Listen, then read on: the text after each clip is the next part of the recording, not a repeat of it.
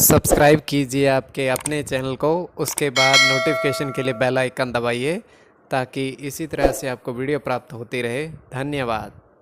स्वपन अंगफल देखिए, कोई भी आपका स्वपन है शुभ या शुभ अर्थ के लिए आप सब्सक्राइब कर लीजिएगा। अलग अलग स्वप्नों के अलग अलग अर्थ। जैसे आप स्वप्न में फल ग्रहण करते हो तो बुध और शुक्र गणना के अनुसार अत्यंत शुभ। अगर आप कपूर जलाते हो स्वप्न में तो केतु और गुरु गणना के अनुसार अत्यंत शुभ। तो जो आपके स्वप्न आपने कहे उसके अनुसार अर्थ क्या बनता है, शुभ या शुभ बताने का आपको प्रयास करते हैं। तो आप सब्सक्राइब कर लीजिएगा स्वपन फल के लिए। हर हर महादेव, जय माता दी। प्रिय दर्शकों, कैसे हो आप लोग? उम्मीद करता हूं कि आप अच्छे होंगे, स्वस्थ होंगे और खुशहाल जिंदगी जी रहे होंगे। और ये मैं हमेशा प्रभु से आपके लिए प्रार्थना भी करता हूं, करनी भी चाहिए कि आप सब अच्छे हों, स्वस्थ हों, खुशहाल हों, आपका जीवन खुशहाली भरा हो, समृद्धि भरा हो, आपके जीवन में कोई कष्ट कोई परेशानी ना आए, यही हमारी कामना है। तो एपिसोड पसंद आए तो आप लाइक कर दीजिएगा, आपका धन्यवाद। तो आप सब्सक्राइब कर लीजिएगा ताकि इसी तरह से आपको वीडियो प्राप्त होती रहे। कोई भी आपका स्वप्न शुभ या अशुभ अर्थ के लिए आप सब्सक्राइब कर लीजिएगा।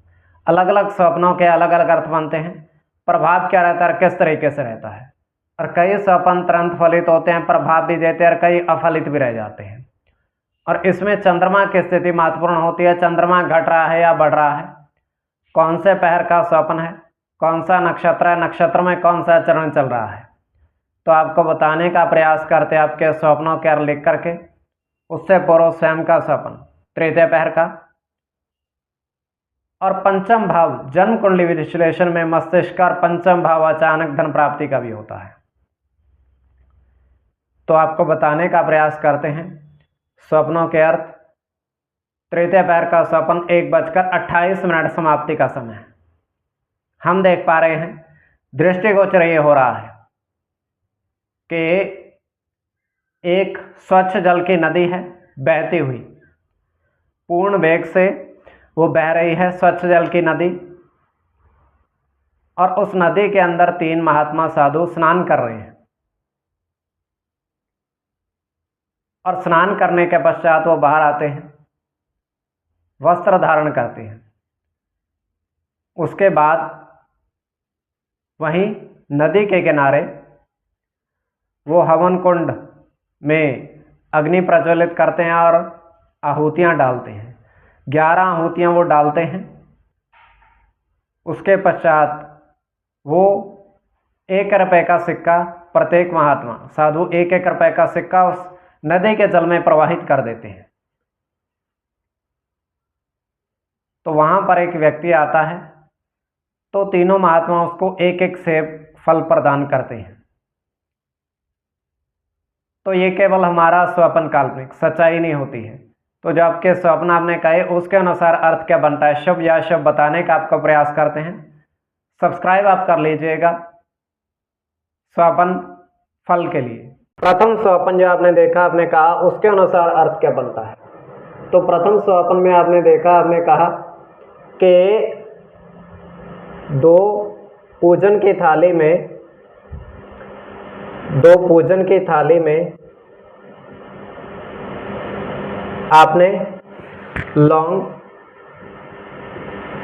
सुपारी और पान देखा। लौंग, सुपारी और पान देखा पूजन की थाली में। तो ये अत्यंत शुभ स्वप्न है।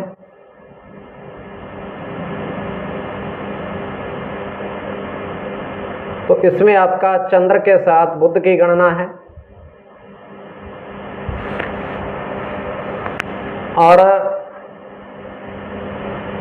चंद्र के साथ शुक्र की भी गणना है। केतु के साथ राहु की गणना, मंगल की गणना, शुक्र के साथ सूर्य की और केवल चंद्र की। और इसमें चंद्र और शुक्र की गणना प्रधानता में रहेगी। चंद्र और शुक्र की गणना प्रधानता में रहेगी। कोई भी आपका स्वप्न शुभ या अशुभ अर्थ के लिए आप सब्सक्राइब कर लीजिएगा। द्वितीय स्वप्न जो आपने देखा, आपने कहा उसके अनुसार अर्थ क्या बनता है, शुभ अर्थ बनता है या अशुभ अर्थ बनता है। तो द्वितीय स्वप्न में आपने देखा, आपने कहा कि बारिश के जल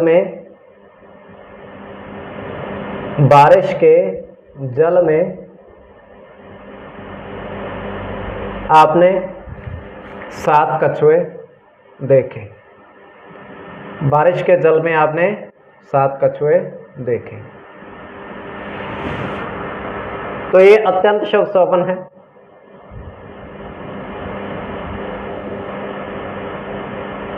सूर्य के साथ चंद्र की गणना है इसमें।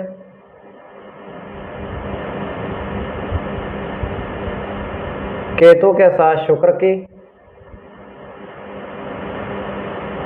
की गणना होगी।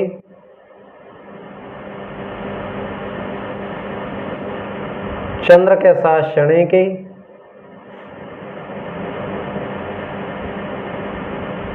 राहु के साथ गुरु की और केवल गुरु की।